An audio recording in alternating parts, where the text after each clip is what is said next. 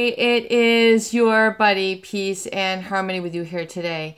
We're zooming in and focusing in on a very important, intense topic, and that is problematic communication with a narcissist.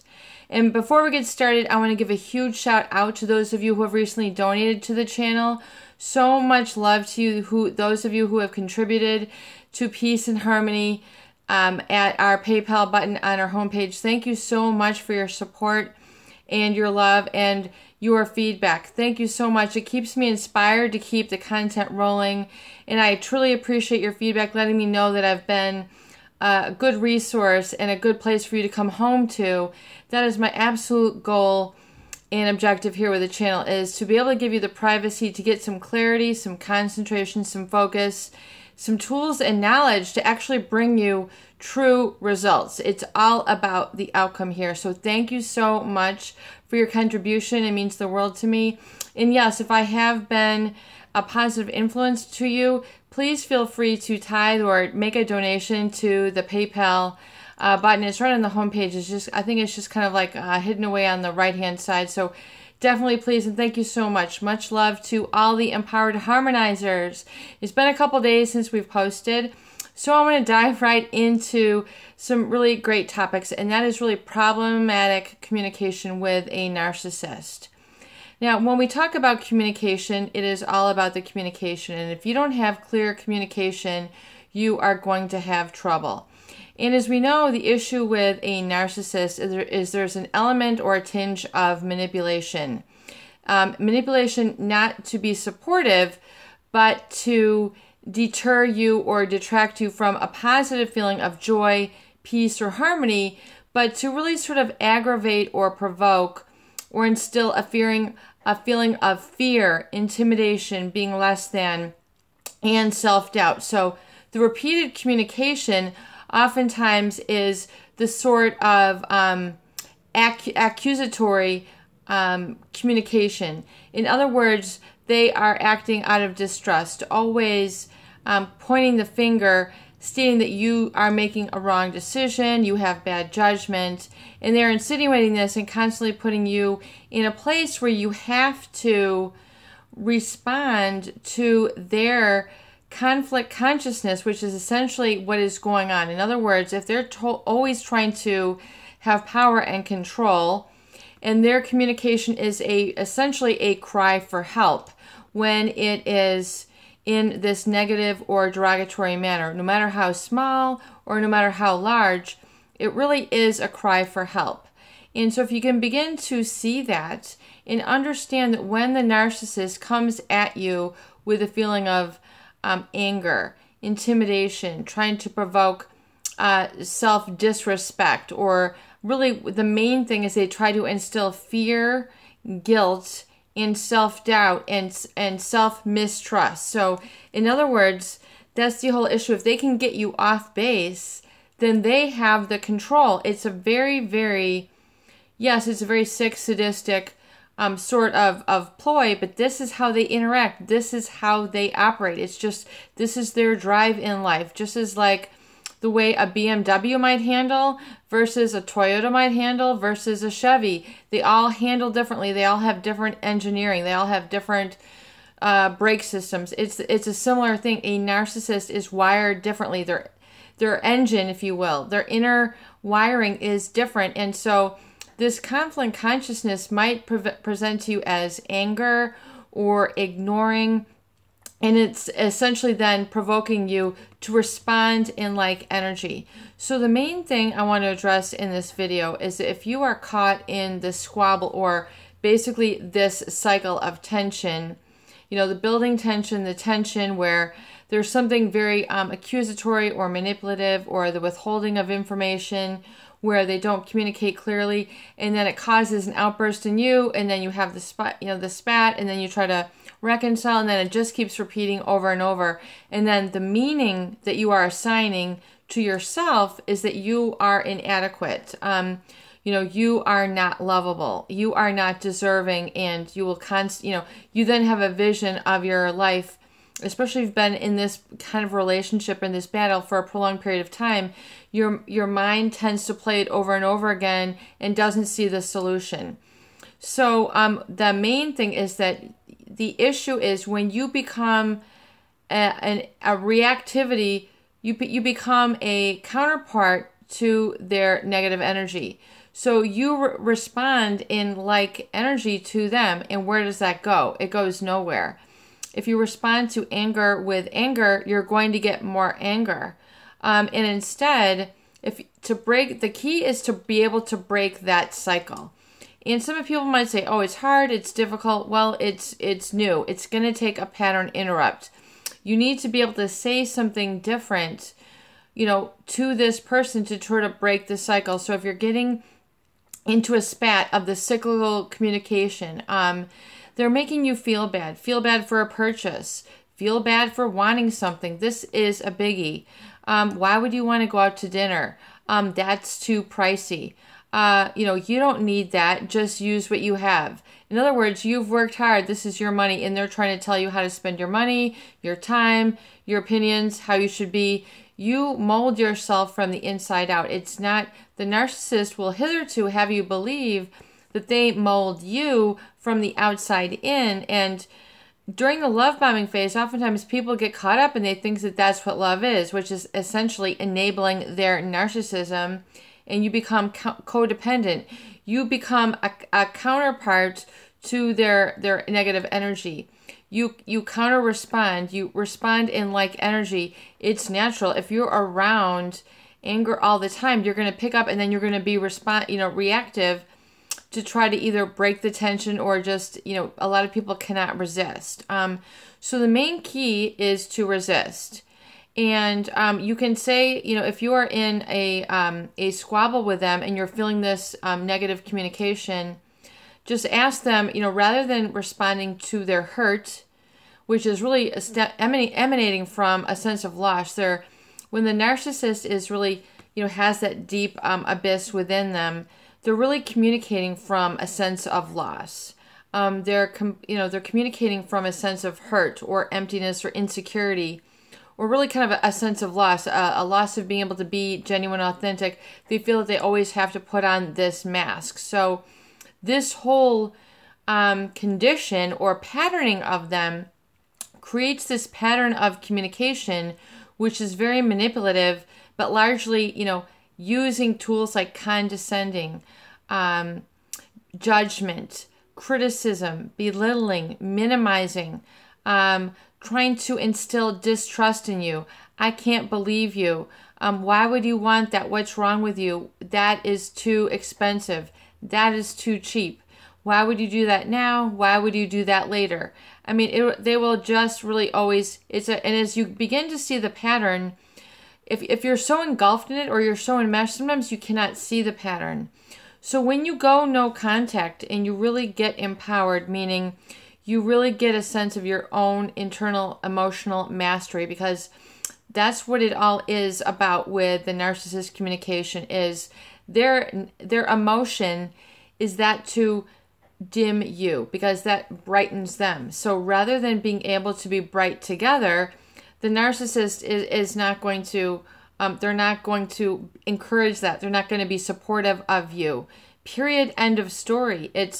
You will not feel supportive communication. You will feel that their communication oftentimes is very painful. There's an emotional element of projection of pain, and usually it's directed, really, it's coming from a place of loss within them. So if the narcissist is telling you, something is too pricey, something is too expensive, and it's clearly, within your means, and something that you have worked for, something that you want, something that you love, something that's important to you or significant, and they tell you that's too pricey, really, they're coming from a poverty consciousness.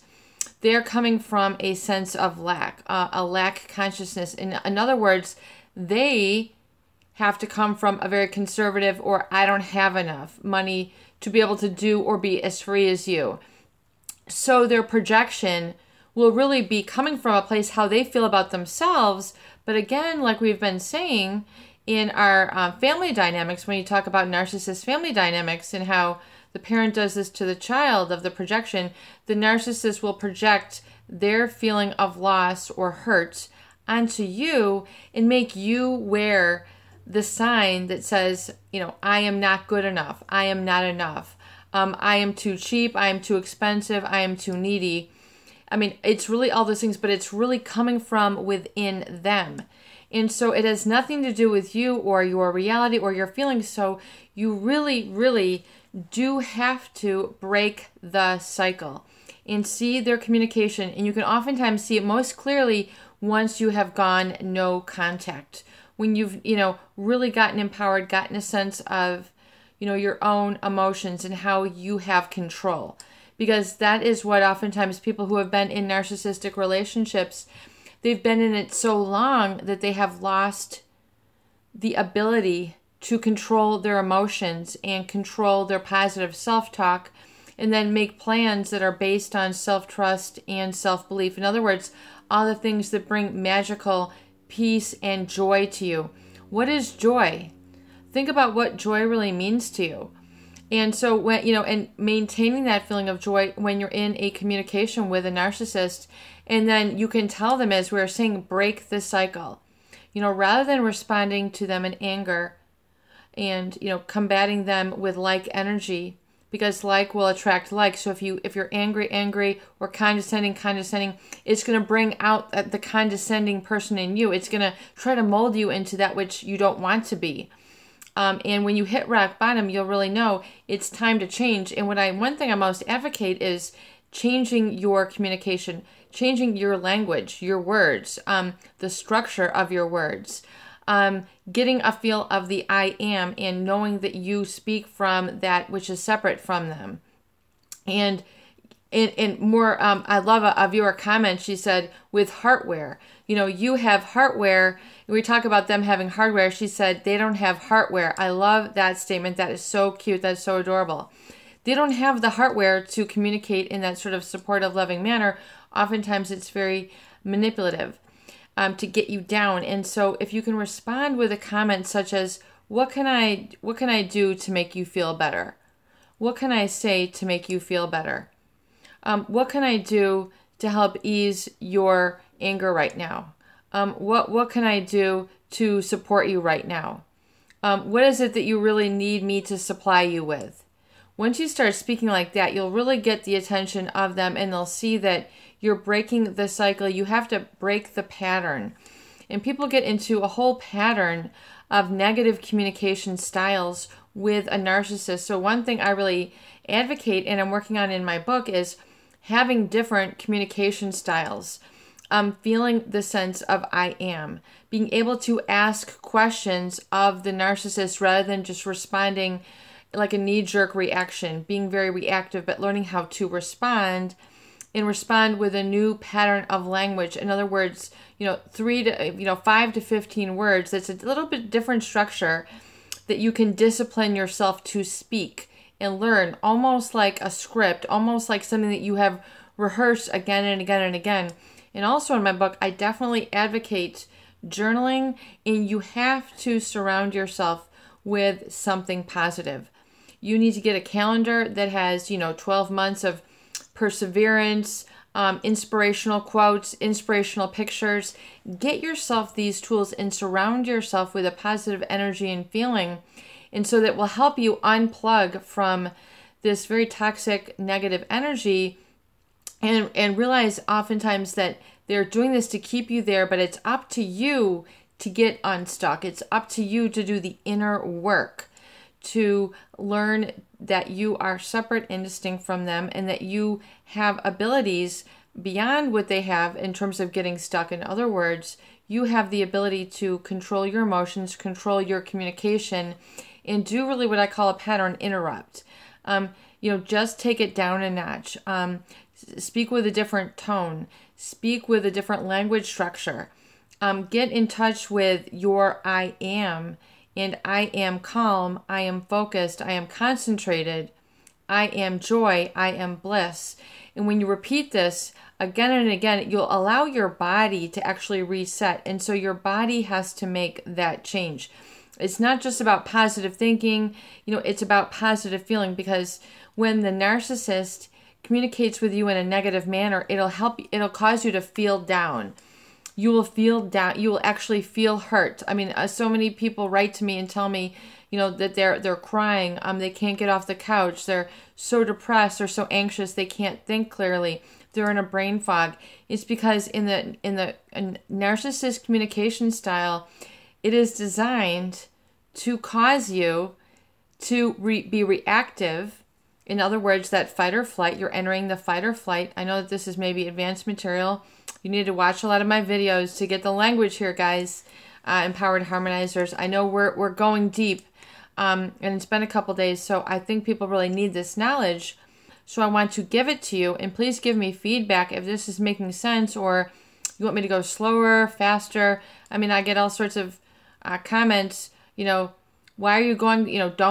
Please keep going. Don't apologize for going long. So we're going to go a little bit long today, and go on some different topics more in depth as well, but on this topic, so you really get the moving parts.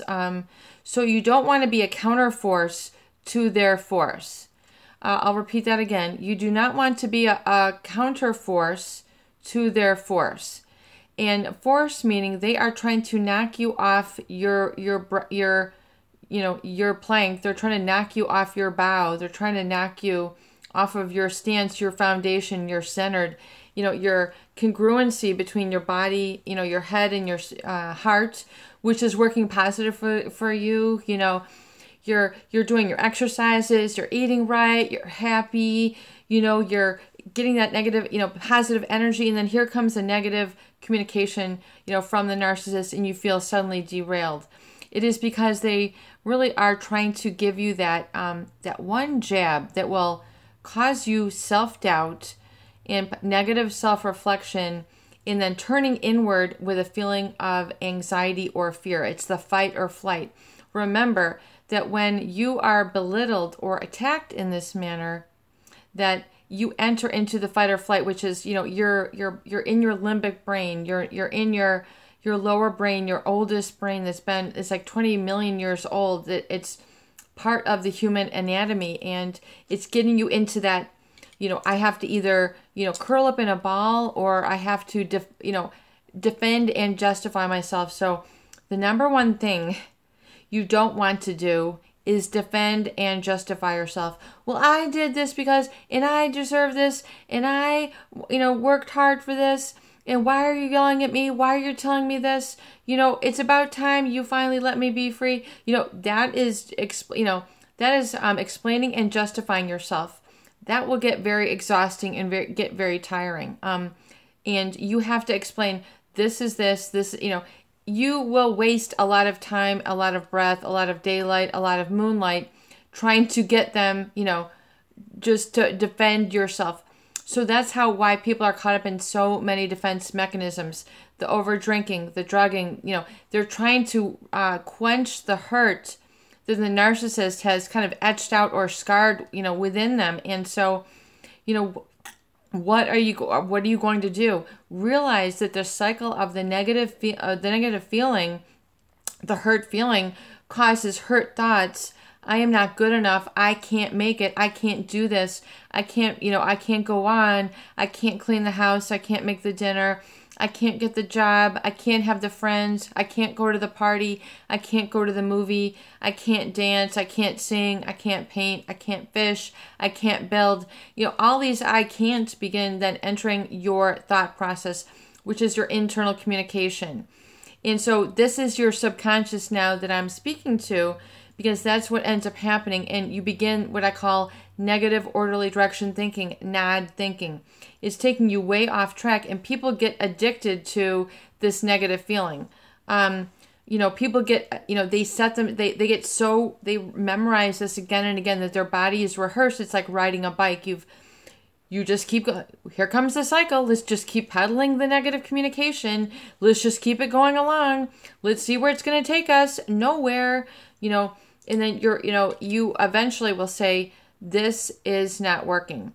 And so that's why in my book, I'm calling something, what I basically am kind of trademarking as what I call POD thinking, P-O-D, or positive orderly direction thinking, where you have to instill that, enforce it, and work it on a daily basis. I am lovable. I am deserving. I am intelligent. I am feeling. I know what's best for me. I trust myself. I believe in myself, and I exist with belief. Belief emanates from my heart and spreads throughout the entire room throughout my days. It's growing bigger and bigger and stronger, and no one can turn it off. No one can shut it down. No one can shut it out. It is my light. It is my truth. It is my heart. It is my feeling. It is what I know. Not what I N-O, what I know, K-N-O-W. And then you get to a space of certainty. And when you get to that space of certainty, you'll be able to clearly see with the narcissist, if they're older, bigger, stronger, I don't care, they can bench press 600 pounds, it doesn't matter. You know, you have a sense of certainty, and it's that emotional empowerment that you have, which is much different than the force that they are using. Again, remember, do not be the counterforce to their force. Come into your power, your emotional well-being, your joy, your bliss, your happiness, your peace, letting that come into your body, and coming from that space, and realize that you can then interrupt the tension cycle. You can create a new pattern by using new language, positive orderly direction thinking, asking open-ended questions that are supportive in nature, and not mimicking or copying the same energy with which they are emanating or they're communicating with, because it's a very different energy when you ask the question, what can I do to make you feel good? What can I do to make you feel better about my decision to get a slice of pizza? You know, get it down to the ridiculous, because after all, some of the narcissist manipulation and bullying is so ridiculous, there is no place for it in your life when you really look at it, because time is your most precious commodity. If you waste your hours and days, moment by moment, and then into decades, fighting, you know, and never feeling fulfilled, it's because you've let this person, this energy, throw you off of your own internal guiding system, which is always trying to, you know, call you back. It's always trying to call you back. And that's probably why you're watching this video, is because you want to get in touch with that. So remember, using new communication style and words, 5 to 15 words, asking a supportive question, making a supportive statement. Do not react in to that negative energy, because it's only going to burst and explode and be hurtful, and it's not going to get you anywhere. I hope this is your buddy, Peace and Harmony, with you here today, and I really hope that these videos do help. Please share and please subscribe for more great tools, videos, discussion, and support.